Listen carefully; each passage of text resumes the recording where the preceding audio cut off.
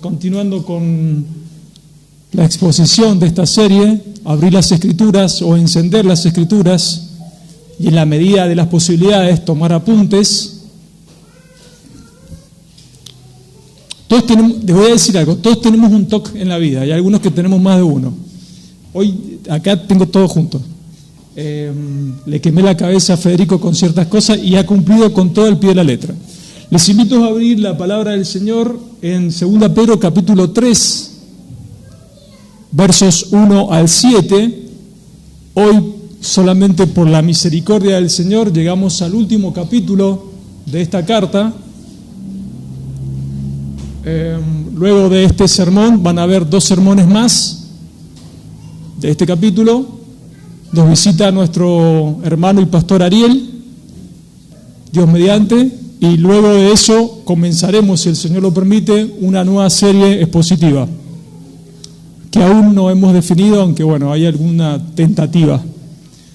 Sin salirse de lo que el autor original, el hagiógrafo, le quería comunicar a la audiencia original, en este caso los creyentes de la diáspora, aquel predicador que le toca ocupar el púlpito, tiene que tener cierta habilidad para poder también transmitir un mensaje alentador, exhortador, de consolación a la congregación que le toca escuchar la palabra. En este caso, ustedes en esta mañana, sin torcer la exégesis del pasaje que vamos a analizar, los versículos 1 al 7 inclusive, del capítulo 3 de 2 Pedro.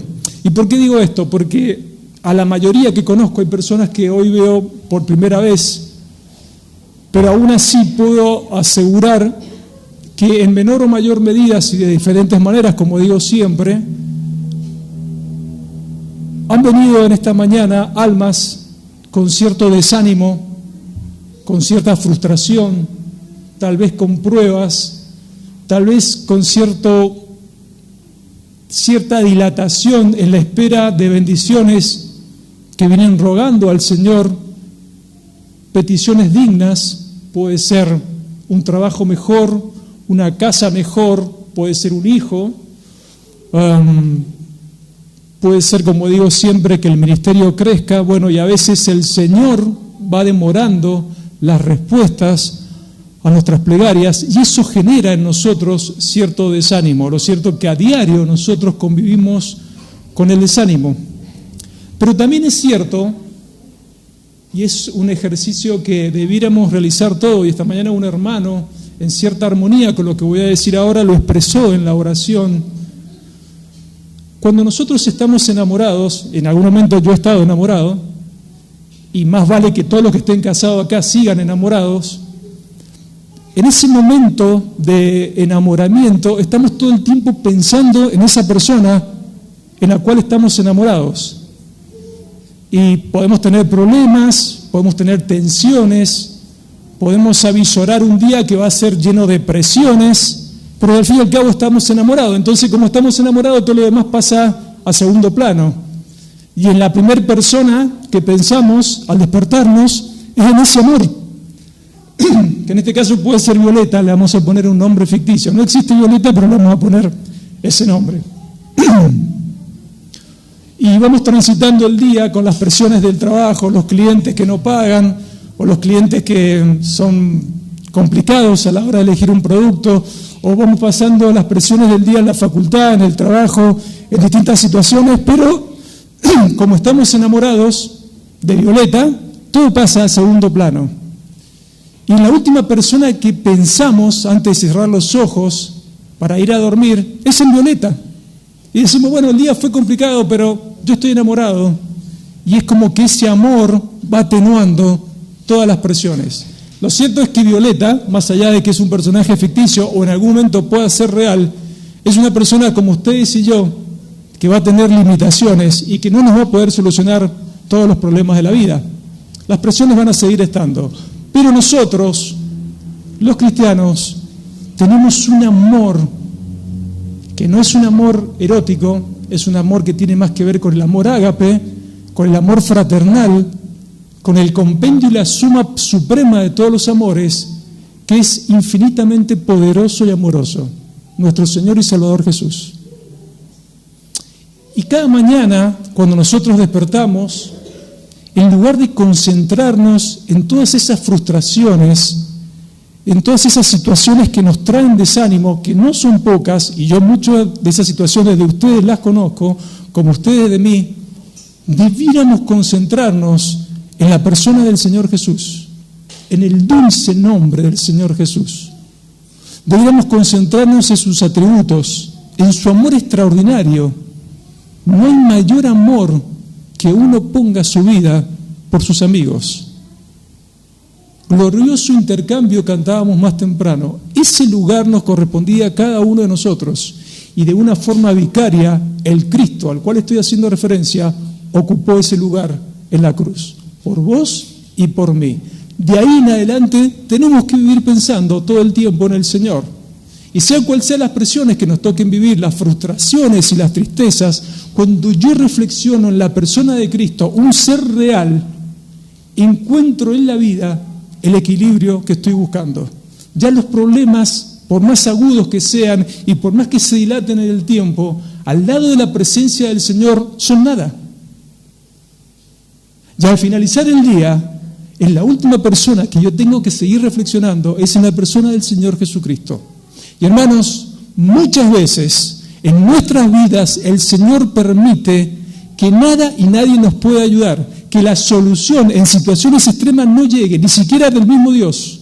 El Señor permite, muchas veces retiene bendiciones de su gracia para que nosotros, a propósito, nos concentremos en su persona. No estoy hablando de la gracia de la salvación, la cual no se pierde y es irrefutable. Estoy hablando de gracias temporales, como puede ser una persona que aún no viene a los caminos de la fe, como puede ser la sanidad de una enfermedad, un trabajo que no está funcionando bien, o un ministerio, como digo siempre, que no crece. Muchas veces el Señor permite llevarnos al límite para que nosotros nos concentremos pura y exclusivamente en su persona. La persona más importante de tu vida y de mi vida, si te expresas ser un cristiano de esta mañana, es Jesús. Está por encima de tu esposa, por encima de tus hijos, por encima de tus hermanos, por encima de todo, está el Señor Jesús. Ahora, ¿qué tiene que ver todo esto con el capítulo de hoy? Bueno, tiene que ver mucho. Si ustedes ya lo leyeron en casa, o lo han empezado a leer ahora, se van a dar cuenta que tiene un alto componente ¿de qué? ¿De qué rama de la teología tiene un alto componente? Tiene un alto componente escatológico. Cuando nosotros hablamos de escatología, estamos referenciando a la parte a la rama de la doctrina bíblica o de la teología que se ocupa de los eventos del porvenir, los eventos futuros, siendo el más importante de esos eventos la parusía, la segunda venida del Señor. Y en este caso, como también vamos a ver, uno de los juicios que el Señor va a establecer sobre los impíos, sobre las personas que se vayan de este mundo sin Cristo. A lo largo del argumento bíblico, a lo largo de toda la Biblia, nosotros encontramos varios niveles o grados de escatología, desde Génesis hasta Apocalipsis. Por ejemplo, en el Antiguo Testamento, y aquí creo que hubo un hermano que me spoileó el sermón, tal vez el libro que mayor escatología tiene o mayor componente escatológico tenga, sea el libro del profeta Daniel.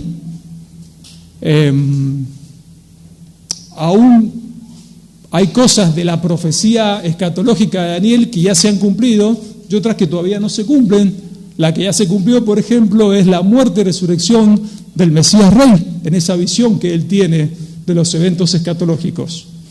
Hay más escatología en el Antiguo Pacto, pero en el Nuevo Testamento, por ejemplo, en cuanto a los eventos futuros, tenemos escatología en el Evangelio de Mateo, como vamos a ver ahora, en el Evangelio de Marcos también, como vamos a ver ahora, en esta carta de Pedro, en la primera también hubo escatología, que también lo vamos a ver ahora. Primera y segunda Tesalónica tiene mucho de escatología, y primera de Juan también tiene escatología, pero tenemos que ser honestos, en el Nuevo Testamento, y tal vez el libro por excelencia de la escatología de toda la Biblia, de los 66 libros, sea el libro de Apocalipsis. El libro de las revelaciones. Ahí tenemos la escatología concatenada con el resto de la Biblia en su máxima expresión. Y en los capítulos 2 y 3 de ese libro de Apocalipsis, nosotros vamos a encontrar, no hace falta que lo busquen después en casa como los de Berea, se ponen a analizar lo que yo dije con lo que dice la Biblia, si lo quieren buscar ahora no hay problema.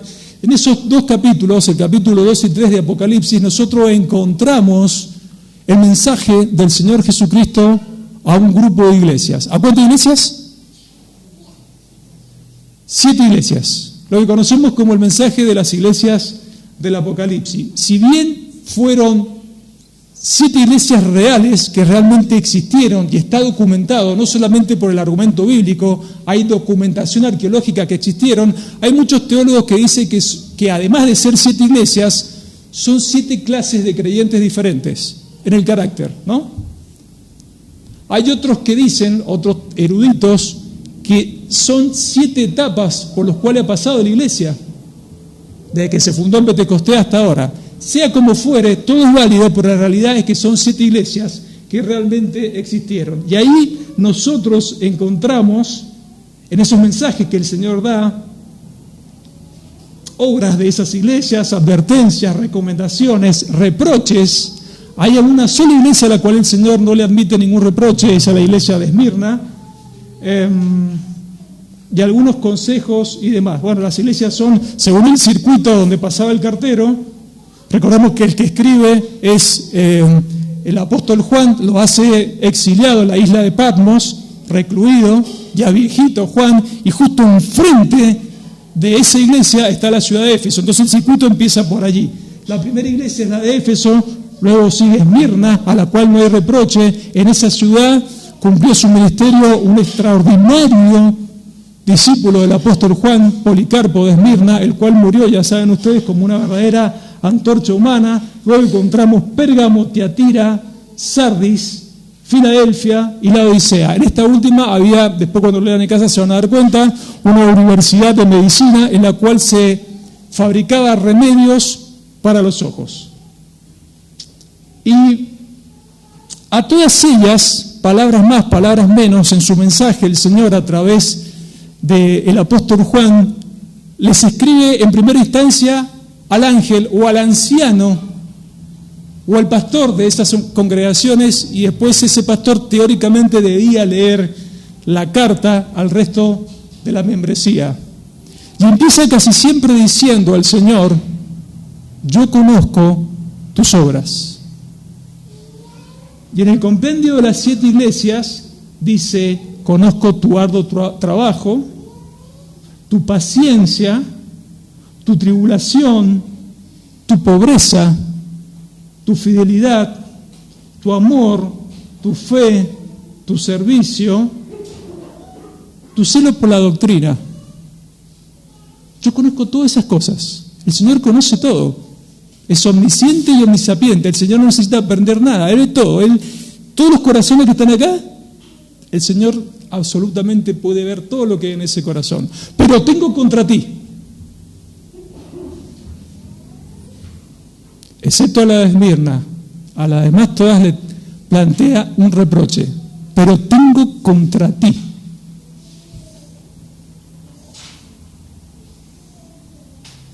¿Has dejado tu primer amor? Tolerancia a herejías y falsos maestros. Jezabel, una mujer que se metía haciendo mucho daño en una de esas iglesias. La secta de los Nicolaitas, por ejemplo. Los Nicolaitas eran una secta que seguían a la diosa de la victoria, la diosa Nike. Eso en inglés es Nike. Cada vez que ustedes se compran algo de marca Nike, bueno, viene de ahí. Viene de ahí, la diosa de la victoria. De hecho, las alas de la diosa de la victoria tienen la forma de la pipita de Nike. No dejen de comprar zapatillas Nike por esto, pues no tiene nada que ver. Pero viene de ahí, viene de la victoria. También tengo contra ti, además de los Nicolaitas, fornicación, idolatría, tibieza espiritual, cobardía. Básicamente esos son los reproches que el Señor le pone a esas 7 iglesias de los capítulos 2 y 3 de Apocalipsis. Ahora, ¿qué ¿qué diría el Señor si en su misericordia, antes de su segunda venida, lo que se conoce en hebreo como la parusía del Señor, mandara una carta a esta iglesia? ¿Qué creen ustedes que el Señor diría a Corán Deo Mendoza? Se me han ocurrido varias cosas que algunas pueden ser reales o algunas producto de mi imaginación, y ustedes saben que tengo mucha imaginación, a veces excesiva.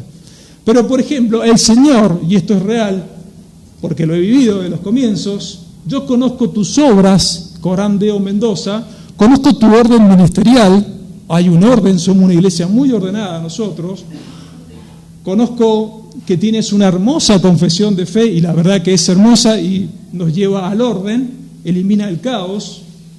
Conozco tus ministerios, conozco que los lunes y los jueves las mujeres se juntan a orar, a estudiar un libro. Conozco que los días viernes los varones se juntan a un estudio también y están creciendo también, no solamente en el contenido del estudio, sino en la participación. Conozco que también las damas se juntan todos los sábados a las 17 horas, 17:30, y festejan cumpleaños y demás, y eso está bien para mí. Conozco que te juntas 5 minutos antes de la reunión de culto a orar, que hay una alabanza que es 100% bíblica, que hay un púlpito que es cristocéntrico, que después hay un curso de membresía. Conozco que ya tuviste tu primer bautismo en el mes de marzo, eso es buenísimo. Conozco que estás en un curso de membresía, el cual se concluye hoy, y que después va a haber una carta o un acta de membresía. Todo eso el Señor lo conoce. Conozco que tienes mucha dificultad para pagar el alquiler del local. Eso el Señor también lo sabe, no se le escapa esa realidad. Conozco que tienes generosidad, yo soy beneficiario de la generosidad de todos ustedes, de eso doy fe. Que tienes empatía con el que sufre, que hospedas con gozo, que amas las sanas doctrinas, que te preocupas por el crecimiento espiritual y las disciplinas espirituales.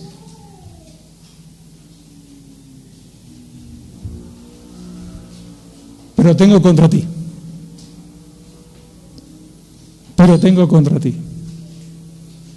¿Y qué podría ser lo que el Señor tiene contra una congregación tan nueva? Si bien esta congregación en parte está formada por personas que llevamos muchos años en el Evangelio, yo probablemente sea el que más tiempo lleve, 42 años, pero la congregación es nueva, y a lo mejor el Señor, porque el Señor es lento para la ira, es misericordioso, diría, tengo contra ti orgullo, como siempre dice un hermano, que tengo acá delante mío, frente a mí, ira, falsa humildad, rivalidad, sacerdocio deficiente, masculino,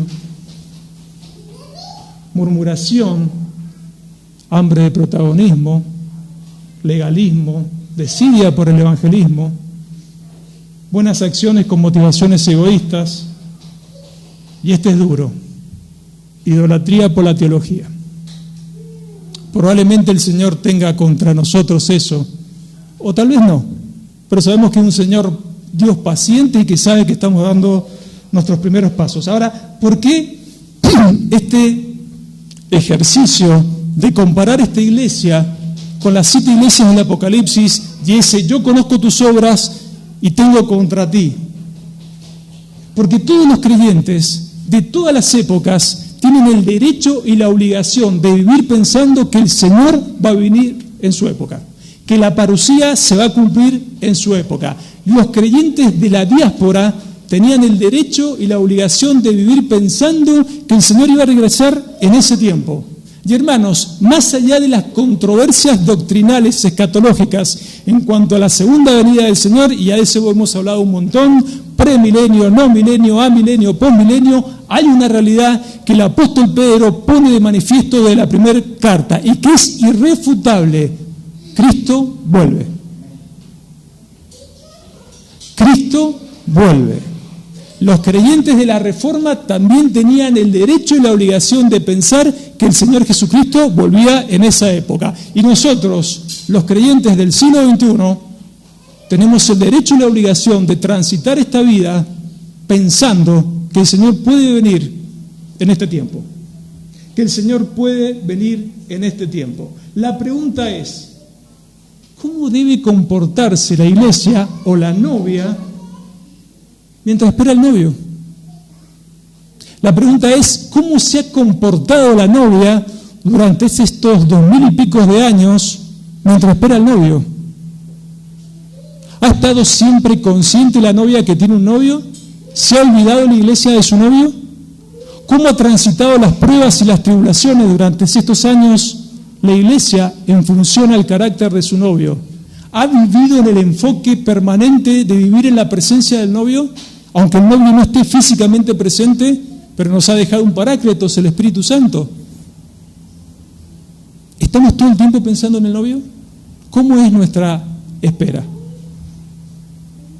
Vamos a leer el pasaje. Esa fue la introducción, ahora comienza el sermón. Segunda Pedro, capítulo 3, versos 1 al 7, Reina Valera revisada del 60, dice, ustedes me pueden acompañar en la versión que tengan y en la que más cómodo les quede. Estoy feliz por esto. Estoy feliz. He podido acomodar mis apuntes de una manera hermosa. Dice así, Segunda de Pedro, capítulo 3, versos 1 al 7, Reina Valera del 60. Amados, esta es la segunda carta que os escribo, y en ambas despierto con exhortación vuestro limpio entendimiento. Grábense esa expresión, limpio entendimiento, para que tengáis memoria, recordemos que esta es la carta de la memoria, de las palabras que antes han sido dichas por los santos profetas y del mandamiento del Señor y Salvador dado por nuestros apóstoles. Señor y Salvador, en ese orden. Verso 3, sabiendo primero esto, que en los postreros días vendrán burladores andando según sus propias concupiscencias. Y el verso 4 dice, y diciendo, en forma irónica, ¿no?, ¿dónde está la promesa de su advenimiento? O sea, de la segunda venida, de la parucía. Porque desde el día en que los padres durmieron, todas las cosas permanecen así como desde el principio de la creación. Lo dicen en forma irónica, ¿eh? Estos ignoran voluntariamente que en el tiempo antiguo fueron hechos por la palabra de Dios, o sea, Jesús, los cielos y también la tierra, que proviene del agua y por el agua subsiste. Tengo que hacer una aclaración después que por el agua subsiste. Verso 6, por el cual el mundo entonces pereció anegado en agua. Verso 7, pero los cielos y la tierra que existen ahora están reservados por la misma palabra, o sea, el Señor Jesucristo, guardados para el fuego en el día del juicio y de la perdición de los hombres impíos. Oremos. Amado Padre que estás en el cielo en esta mañana, nuestros corazones se llenan de gratitud como cada domingo por la extraordinaria libertad que nos das de abrir tu palabra, leerla, Señor, analizarla, estudiarla, traer un mensaje de consuelo, también de confrontación, de santa confrontación. Nuestro mayor deseo es confrontar el pecado con amor para que vos destruyas todo lo que haya que destruir en el corazón y también traer consuelo a las almas atribuladas en esta mañana. Pero también como cada domingo, Señor, en esta mañana te rogamos, si hay alguien entre nosotros que aún no ha acudido a Cristo en arrepentimiento y fe, que tu Espíritu Santo obre en el corazón de esa persona y que pase de condenación eterna a vida eterna en el solo afecto y propósito de tu voluntad. En el nombre de nuestro Señor y Salvador Jesús oramos. Amén.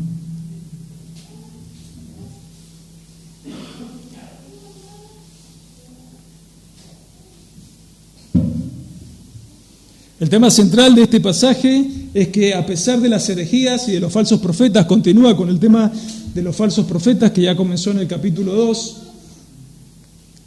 en relación a la parucía, o sea, la segunda venida del Señor, los creyentes debemos estar preparados con una mente sobria, y eso lo viene poniendo de relieve desde el primer carta, enfocada y alerta en la persona del Señor Jesucristo. Todo empieza en la mente. Por eso comencé diciendo enfocarnos en la persona del Señor. Sea cual sea lo que te toque vivir en esta vida, sea algo muy frustrante o sea un momento de bonanza que estés viviendo en tu vida, enfócate en la persona del Señor. Y mañana lunes, cuando tengas que salir a cumplir tus tareas, ya sea de trabajo, de la facultad, tus obligaciones o codiarte con la gente de este mundo, enfócate siempre para encontrar el equilibrio y la fortaleza en la persona del Señor. Fortaleceos en el Señor, dice Pablo, y en el poder de su fuerza. El creyente es una sumatoria de todo el poder del Señor. Ese poder que lo resucitó de los muertos, como siempre decimos, el que está a disposición de cada creyente.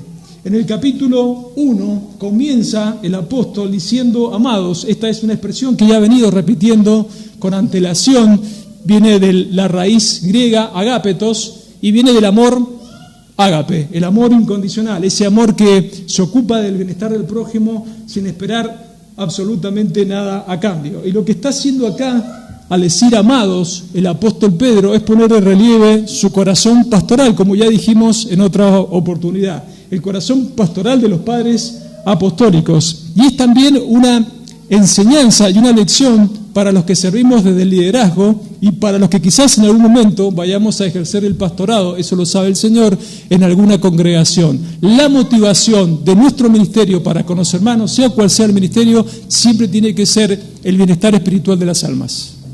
Y tiene que desarrollarse todo ministerio y expresarse en amor. Se puede decir muchas cosas, se tienen que decir todas las cosas, hay que confrontar siempre la raíz del pecado, pero tiene que ser con amor.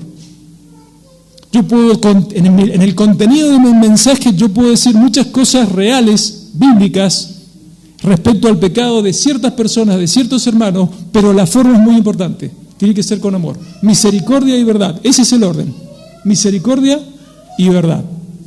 Y el apóstol Pedro no era ajeno a esta realidad. Él decía amados y hablaba con amor.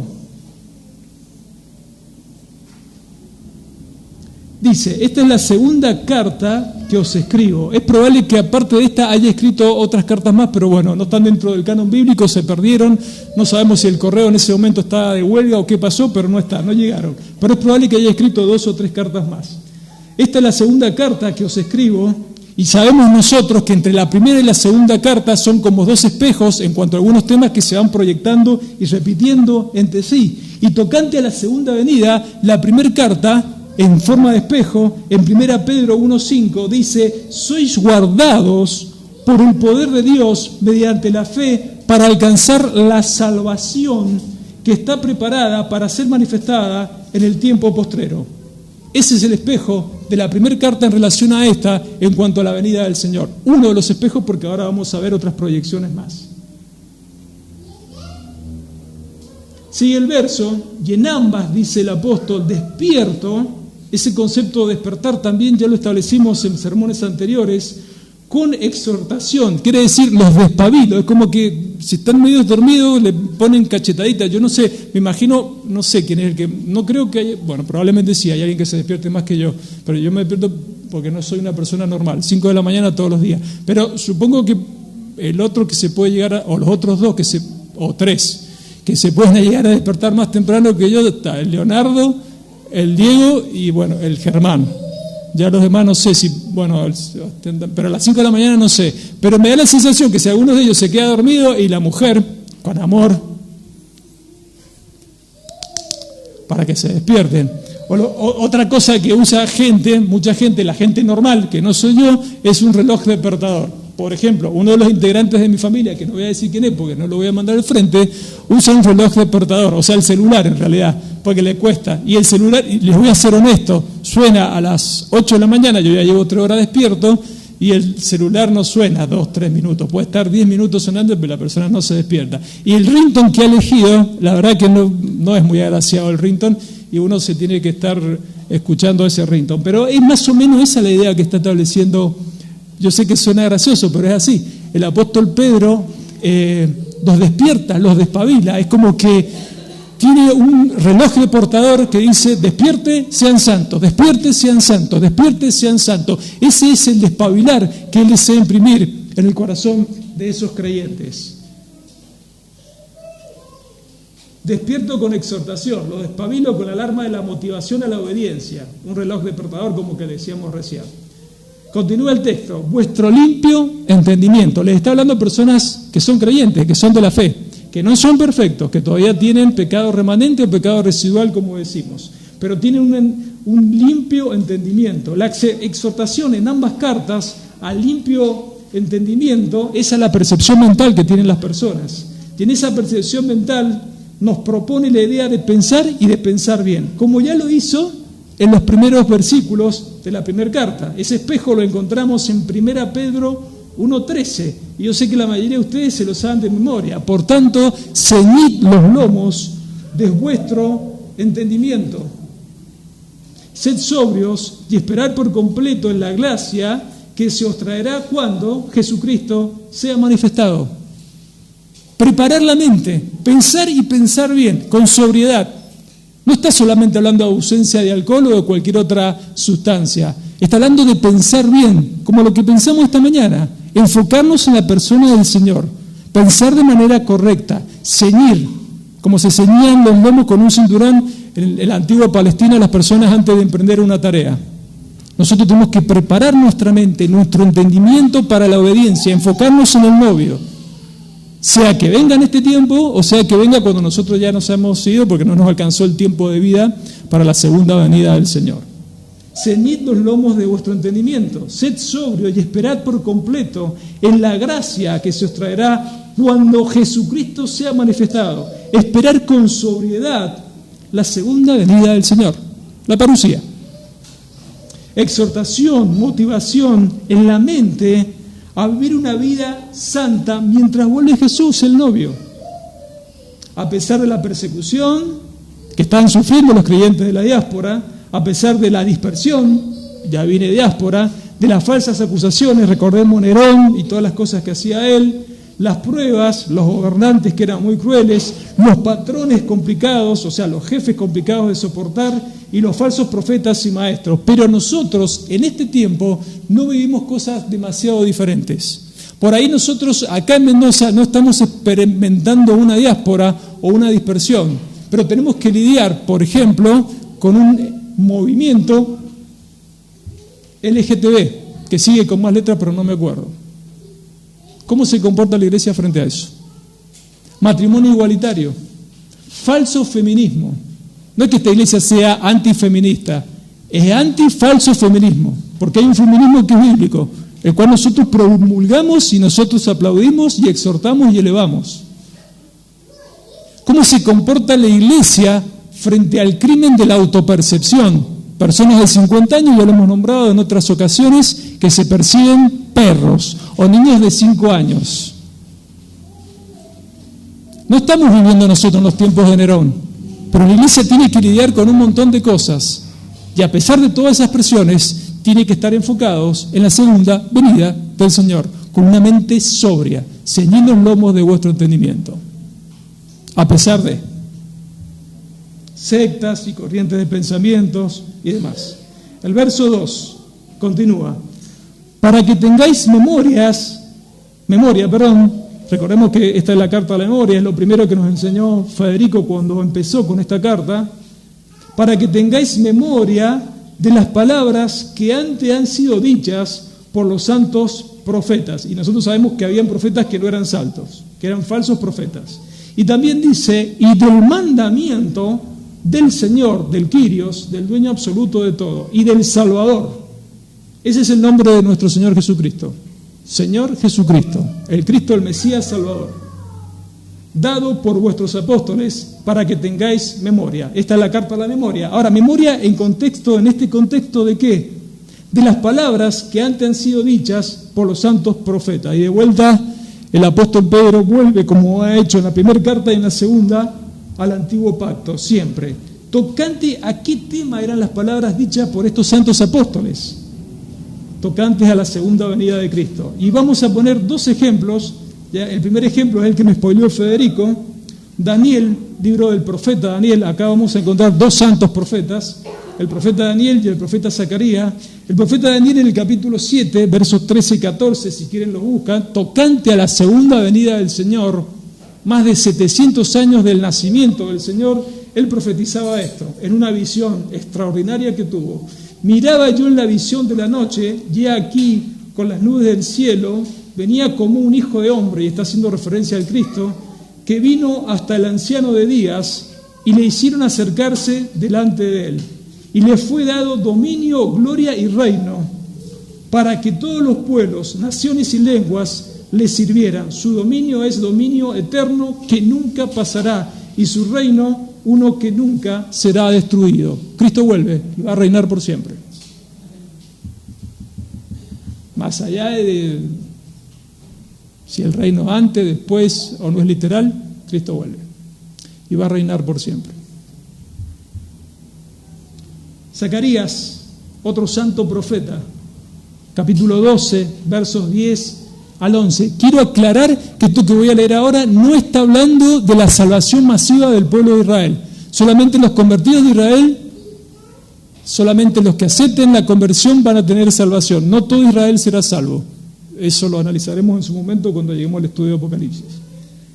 Zacarías 12, versos 10 al 11 dice: y derramaré sobre la casa de David y sobre los moradores de Jerusalén espíritu de gracia y de oración, y mirarán a mí, al Señor Jesucristo, 700, 800 años antes, a quien traspasaron, y llorarán como se llora por un hijo unigénito, afligiéndose por él como se aflige por el primogénito.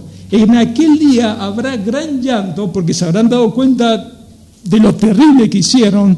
En ese discurso que tiene el apóstol Pedro, y ahora que estamos hablando de Pedro, después de la fundación de la iglesia, él les dice a los judíos: ustedes mataron al autor de la fe. Más allá de que el Imperio Romano haya sido el medio por el cual la providencia eligió, pero ustedes asesinaron al autor de la fe. Y este pasaje está relacionado con eso, 700 u 800 años antes. En aquel día habrá gran llanto en Jerusalén, como el llanto de Adadrimón en el valle de Megiddo. ¿Qué es Megiddo? ¿Alguien sabe qué es Megiddo? Armagedón. Es un gran tazón con una buena cantidad de kilómetros cuadrados, donde será la batalla final entre el ejército de Dios y el ejército de los impíos. Y la sangre que va a correr en ese momento va a llegar, hasta acá llegará más o menos la altura de la boca de un caballo, un poquito más alto, ahí, hasta ahí va a llegar la sangre.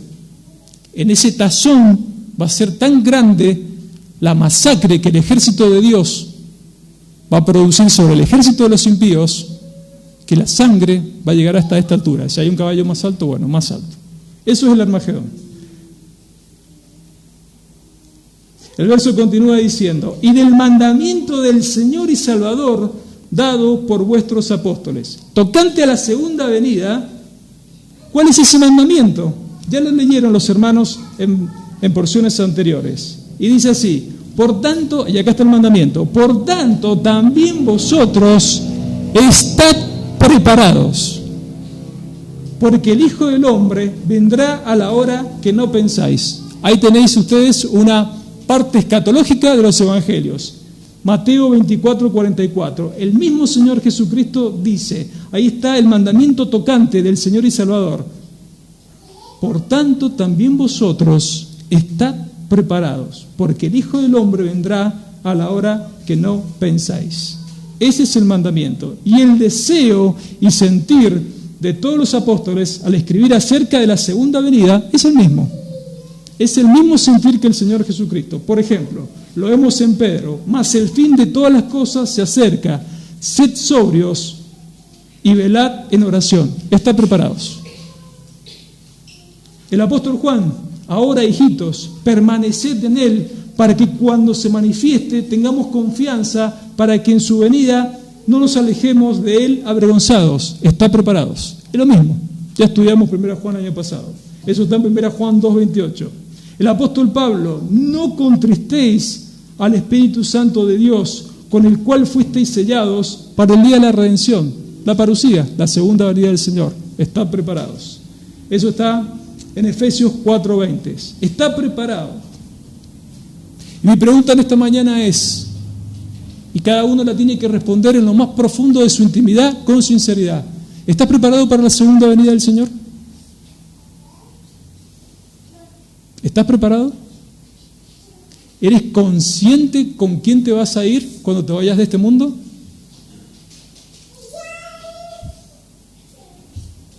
Verso 3.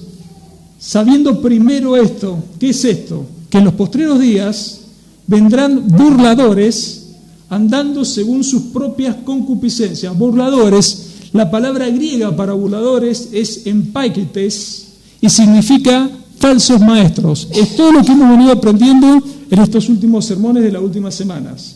Que andando en sus propias concupiscencias, griego epitsumía, esto es malos deseos, estos burladores tendrán un ministerio y dentro de ese ministerio ¿qué harán? Miren lo que dice el verso 4. Y diciendo de manera irónica, ¿dónde está su advenimiento? ¿Dónde está su segunda venida? Estos falsos profetas dirán de manera burlona, irónica, ¿y qué pasó? ¿Cuándo viene? ¿A dónde está? Porque desde el día, y este es el argumento que van a poner ellos, porque desde el día que los padres durmieron, todas las cosas permanecen como desde el principio de la creación. Nosotros aprendimos, eso lo empezó a enseñar Leonardo, desde el principio del capítulo 2, que todas las herejías, o por lo menos la mayoría de las herejías, generan sectas.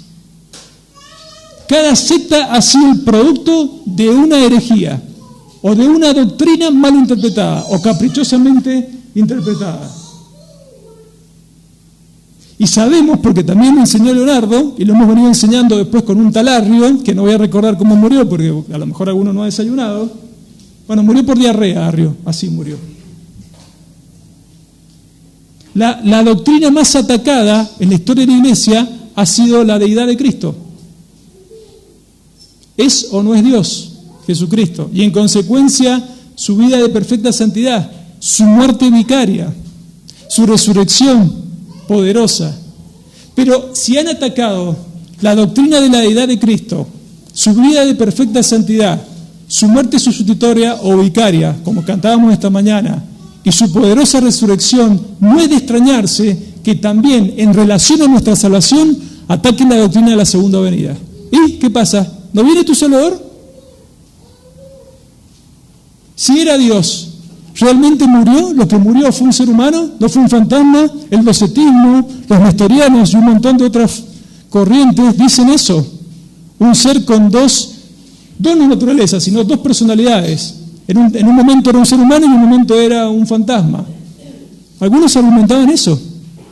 Y si resucitó y después ascendió, ¿realmente era un ser humano o era un ángel? Y si pasó todo eso, ¿por qué no vuelve? Ya han pasado más de 2020 y pico de años y todavía la parucía, bueno, eso es lo que hacía esta gente.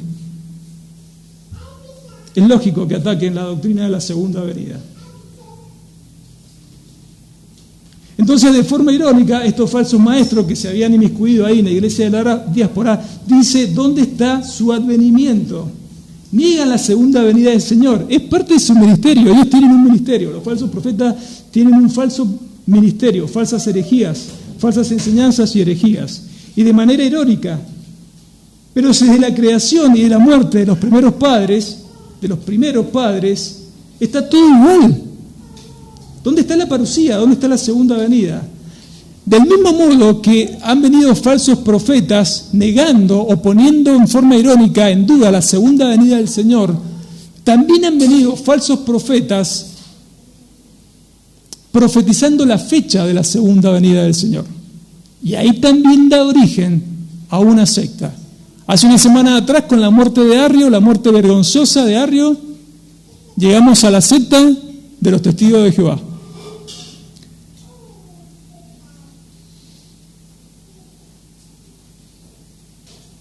William Miller, seguramente lo han escuchado, tal vez a este personaje no, pero al que voy a nombrar a continuación de él, probablemente sí. Fue un predicador bautista, liberal, del siglo XVIII, fundó el movimiento millerista. No tiene nada que ver con el presidente que tenemos ahora, es millerista. Y en una interpretación muy caprichosa del libro del profeta Daniel, capítulo 8, verso 14, el tipo dijo que el Señor Jesucristo vendría el 22 de octubre de 1844. Y todos los seguidores de ese movimiento millerista le creyeron a este hombre. Vino ese día, es conocido ahora de este lado de la historia, como el día del gran chasco, o de la gran decepción, o del gran fiasco, porque el Señor Jesucristo no volvió. Se murió este señor Miller, y después vino una seguidora de él tuvo muchos seguidores, una mujer metodista. Fíjense que los dos salieron de corrientes protestantes de aparentemente sana doctrina. Uno era bautista, aunque no haya sido confesional, pero era bautista, y la otra persona junto a su esposa de un movimiento metodista. Y del metodismo nosotros podemos decir muchísimas cosas buenas. La señora Elena de Wright, junto con su esposo, fue una seguidora de Miller, y ella tuvo varias visiones. Era una profetisa, ¿no? Y entre esas visiones tuvo, por ejemplo, que el día del Señor era el sábado, el séptimo día. Usted ya se va dando cuenta a qué secta estoy haciendo referencia, ¿no? Y en otra de las visiones, la mujer, y cuando vayan al supermercado y vean las galletitas Granix, que son súper saludables, se van a dar cuenta por qué. Que había que cuidar el cuerpo de una manera obsesiva. No hay que tomar alcohol, bueno, no hay que tomar alcohol en exceso, acá hay varios que les gusta el alcohol en exceso, pero no tiene nada de malo tomar alcohol. Bueno, no hay que tomar alcohol, no hay que tomar café, practican el ascetismo, prácticamente no ven televisión, no sé cómo se enteran de la realidad del mundo, pero la tercera profecía que tuvo, y está realmente vergonzosa, la mujer predicó una falsa doctrina llamada aniquilacionismo. ¿Qué significa? Que el Señor es tan bueno que si bien hay un cielo y hay un infierno, las personas que se van al infierno desaparecen allí y no sufren más. La Biblia dice todo lo contrario. Todas las personas que se van al infierno van a sufrir eternamente. Hay una conciencia de sufrimiento eterno. Lo venimos predicando desde hace más de 30 años, por lo menos yo de los 20 lo vengo predicando, 20 más 30, 50, esa es mi edad. Pero desde que estamos acá, también lo predicamos. El aniquilacionismo no es bíblico. Más allá de que hayan protestantes, algunos muy queridos por mí que prediquen eso, es falso. No es verdad. Los que se vayan al cielo van a experimentar una eterna bienaventuranza, eterna. Pero los que se vayan al infierno van a experimentar de manera consciente y con un cuerpo físico también una eterna perdición. Y a eso vamos a hacer referencia en los próximos versículos. Entonces, todo ese menjunje de Miller y Elena de Wright hoy a nuestros días llega como los adventistas del séptimo día. Advenimiento o segunda venida del Señor. Tenía razón nuestro hermano. Toda herejía funda una secta o es el fundamento de una secta. Tanto Elena como Miller, según lo que estudiamos hace algunos domingos atrás, según la Escritura, están separados para destrucción. Son anatema. Verso 5. Es verdad, perdón, es una pregunta. ¿Es verdad que está todo igual desde la creación? No es verdad, no está todo igual desde la creación. ¿Qué ignoran estos falsos profetas? Ignoran un cataclismo que hubo, del cual va a hacer referencia ahora el apóstol, y lo viene haciendo referencia en la primera carta y hace un par de domingos atrás también. El planeta experimentó un gran cataclismo. Estos ignoran, dice el texto, voluntariamente, que en el tiempo antiguo fueron hechos por la palabra de Dios. ¿Y quién era la palabra de Dios? El Señor Jesucristo. Los cielos y también la tierra, que proviene del agua y por el agua subsiste. Cuando dice el texto que por el agua subsiste, no está queriendo decir que el agua es el Dios que subsiste toda la creación. Sabemos que nosotros somos 70% agua, algunos un poco más, un poco menos, y como ya dijimos en otros mensajes, el agua es un elemento vital para que el escenario creacional subsista. Pero nosotros sabemos que la subsistencia de todo el universo creacional viene de otra parte, que es lo que vamos a ver también ahora. Estos, ¿quiénes? Los falsos profetas ignoran voluntariamente, es decir, no son ignorantes por falta de conocimiento. La expresión ignoran voluntariamente es esconden a propósito. Ellos esconden a propósito, ¿qué cosa? La realidad creacional. Y de vuelta la proyección entre los espejos de ambas cartas nos llevan al Génesis. Ahora voy a leer Génesis 1:1 y voy a leer Génesis 1:6 al 10. Lo conocen de memoria, si quieren lo pueden buscar. Dice, en el principio creó Dios los cielos y la tierra. Luego dijo Dios en el verso 6, haya expansión en medio de las aguas y separa las aguas de las aguas. E hizo Dios la expansión y separó las aguas que estaban debajo de la expansión de las aguas que estaban sobre la expansión. Y fue así. Verso 8. Y llamó Dios a la expansión cielos. Y fue la tarde y la mañana el día segundo. Recordemos que el día judío comienza a las 6 de la tarde nuestra. Por eso dice así.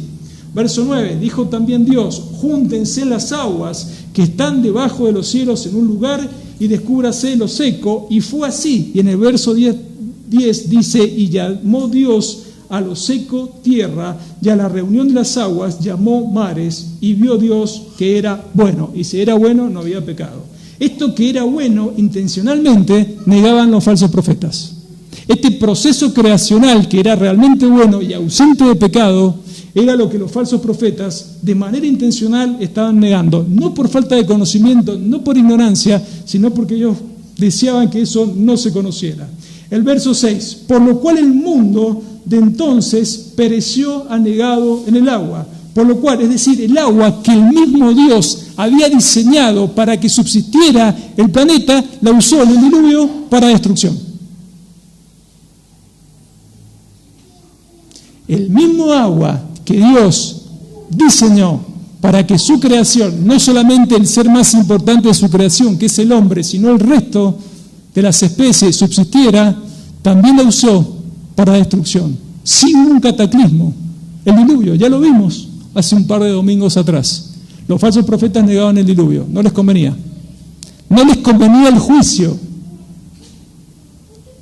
Como decía Leo, ellos predican solamente las cosas buenas, la prosperidad, la sanidad. Ellos viven en Disney. No sé cuál era el Disney de esa época, pero ellos ahora viven en Disney.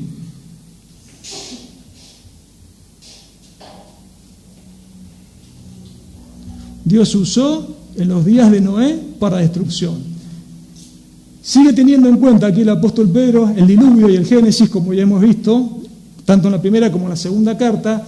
Dios es el mismo y en su gracia y longanimidad sigue odiando el pecado. Estos falsos maestros, como dijimos, se introducían en las iglesias de la diáspora y negaban intencionalmente tres cosas: el proceso creacional, porque no les convenía; el juicio diluviano, porque no lo querían; y la segunda venida del Señor. Eso es lo que negaban.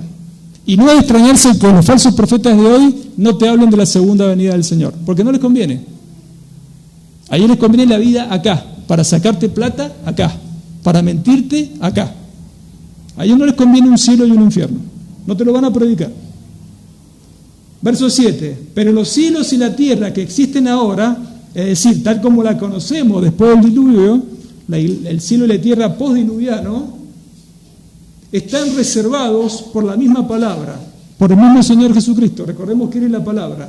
Y dice, están reservados. La palabra reservados en griego es tesaurizo, y ahí viene la palabra tesoro. El Señor ha guardado la creación luego del diluvio como un tesoro, por la misma palabra, o sea, por el mismo Señor Jesús. Y acá voy a leer un pasaje ultra conocido de Hebreos, capítulo 1, verso 1 al 3, el cual muestra de manera irrefutable que el creador y sustentador de todas las cosas es el Señor Jesús. Dice así: Dios, habiendo hablado muchas veces y de muchas maneras en otro tiempo a los padres por los profetas, como ya vimos, por ejemplo, Daniel y Zacarías, en estos postreros días nos ha hablado ¿por quién? Por el Hijo, por el Verbo encarnado, perfectamente hombre, perfectamente Dios, a quien constituyó el Padre, constituye al Hijo, heredero de todo, y por quien asimismo hizo el universo. Cuando Dios crea por fiat, ese método creacional lo hace con el poder de su palabra, y ese es Jesucristo el que crea. Jesucristo no es un ser creado, Jesucristo es Dios, es perfectamente hombre, perfectamente Dios, igual en eternidad, igual en atributos que el Padre y que el Espíritu. Y de esta historia bíblica es el personaje central. La Biblia es la historia del Señor Jesús, de Génesis a Apocalipsis. Un Jesús que va a volver. En estos días nos has hablado por el Hijo, a quien constituyó heredero de todo y por quien asimismo hizo el universo, el cual, siendo el resplandor de su gloria y la imagen misma de su sustancia, y ahí está hablando también del Padre, y quien sustenta todas las cosas. no algunas cosas, quien sustenta todas las cosas con la palabra de su poder. Ese es Jesucristo, el Logos. La palabra viva de Dios es el Señor Jesús. Voy a volver, y ya lo he hecho cientos de veces, pero 101, como los dálmatas, no hay problema. El ejercicio de siempre. ¿Usted se toca acá? ¿O acá? Va a sentir un pulso. Si no lo siente, está en problema. El autor de cada uno de esos pulsos tiene un nombre. Jesucristo. De hecho, cada pulso debería decir Jesucristo, por derecho de autoría. Eres el autor y sustentador de la vida, de toda la vida.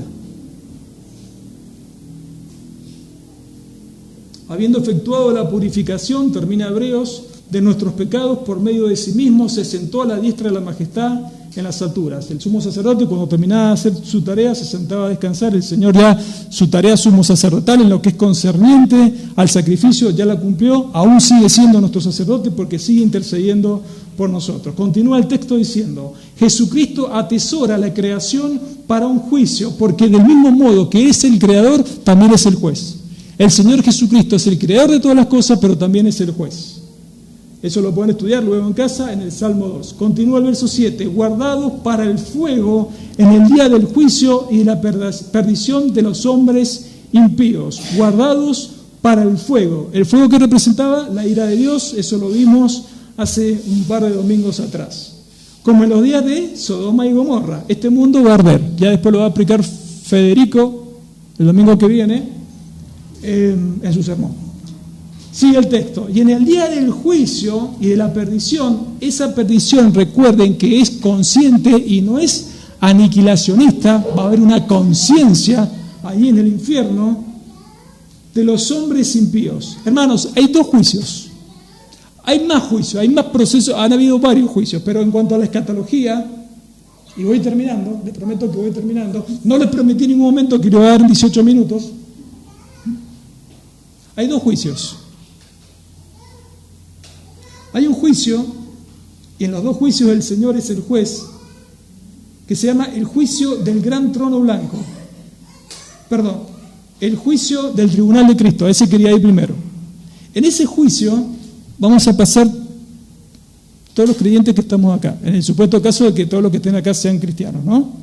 Ese juicio no va a tener condena, va a tener, en realidad tiene sentencia y condena.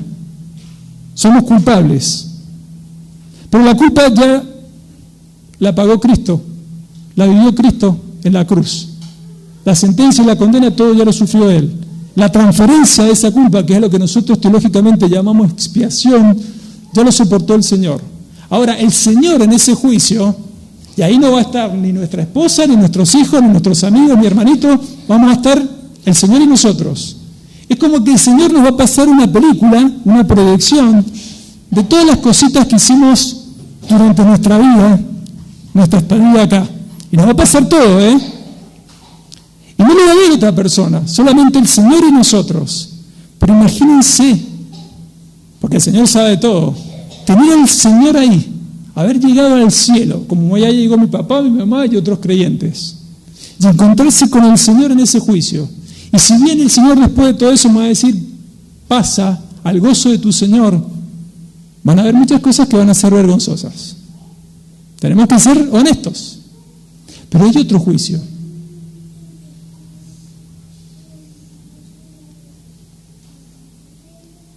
El juicio del gran trono blanco.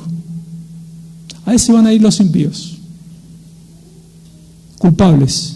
Ahí no hay segunda oportunidad. La oportunidad era acá. Mientras había vida, mientras hay vida y esperanza. Mi pregunta es, para terminar en esta mañana, ¿a cuál de esos dos juicios te va a invitar amablemente el Señor a que vayas? Si hoy te fueras de este mundo, si hoy te toca morir, no quiero manipular emociones porque nosotros no hacemos eso, pero la realidad es que ninguno de nosotros tiene la vida comprada. Podemos salir de acá, un accidente, nos pueden robar, muerte súbita, lo que sea. ¿A cuál de los dos juicios vas a acudir? ¿Al juicio de los creyentes, que no tiene condena porque ya la cumplió el Señor, si algo de vergüenza, o el juicio de los impíos? Es importante que reflexiones en esta mañana. ¿Soy realmente del Señor? ¿Realmente tengo el Espíritu Santo? ¿Me he estado autoengañando? ¿Me he estado autopercibiendo cristiano durante todo este tiempo y realmente no lo soy? Vengo a este lugar porque me siento bien con la gente, que es amable, que me dan café, que me dan de comer. Algunos me invitan a comer asado a casa. Cantamos lindas canciones. Tenemos varios ministerios. ¿Realmente soy de la fe? ¿Realmente experimenté mi vida, el nuevo nacimiento, la conversión, o fue solamente emoción? Y si el Señor en su misericordia, en el mejor de los casos, si yo fuese cristiano, me enviara una carta a mí en esta mañana, y el Señor me diría, Ale, o Alejandrito, o Alito, como me dicen algunos de ustedes, no me digan Alejandro, lo único que le pido, me trae malos recuerdos. Ale, yo conozco tus obras. Yo conozco que te rescaté a la edad de 7 años. Está complicado el resfrío. Yo conozco que te convertiste a la edad de 7 años. Yo conozco que durante ese tiempo empezaste a decirme, a recitarme poesías. Así como me ven, yo recitaba poesías. Conozco que a la edad de 20 años empezaste a predicar desde el púlpito. Conozco que te ha gustado leer libros de teología y que te gusta leer y que podés leer hasta 100 libros por año y que eso te encanta. Conozco que has predicado el Evangelio muchas veces. Conozco que muchas veces te has equivocado, que no has usado el mejor de los métodos. Conozco que tuviste que abandonar un lugar que se llamaba iglesia porque dejó de comportarse como una iglesia. Conozco tus dolores, tus penas, tus enfermedades, puntualmente 2 de ellas terribles. Conozco todo de vos, Alejandro. Pero tengo contra ti. Tengo contra ti. Y lo que tiene contra mí no se los voy a contar porque es entre el Señor y yo. Pero esta mañana ojalá cada creyente pueda hacer ese ejercicio. Yo conozco tus obras, sé de dónde has salido, sé todo lo que te pasó en el otro lugar donde estuviste, sé cómo te ha costado predicar el Evangelio a tus compañeros de trabajo, sé las presiones que tenés en el trabajo, pero tengo contra ti. Y lejos de reprocharnos algo, aceptemos eso como un favor del Señor para venir delante de su presencia, arrepentirnos, usar los medios de gracia, las disciplinas espirituales y continuar el camino hasta la segunda venida, cada día más parecidos al Señor. Y esta noche, antes de dormir, en la última persona que tienen que meditar es en la persona del Señor. Que el Señor Jesucristo y sus atributos embarguen todo tu pensamiento y que esto sea todo el día. Y sea cual sea la prueba que te toque vivir, el desánimo, la frustración, en Cristo todo el tiempo encuentres el equilibrio.